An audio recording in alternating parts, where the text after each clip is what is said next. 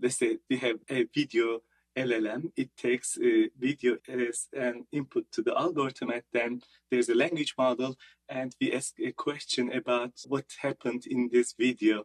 These models are good in terms of capturing the global information, but in terms of the object-specific information, for instance, where was the object in the scene, and what was the object type, and how object moved, this detection, recognition, and tracking information is not very well captured by such models.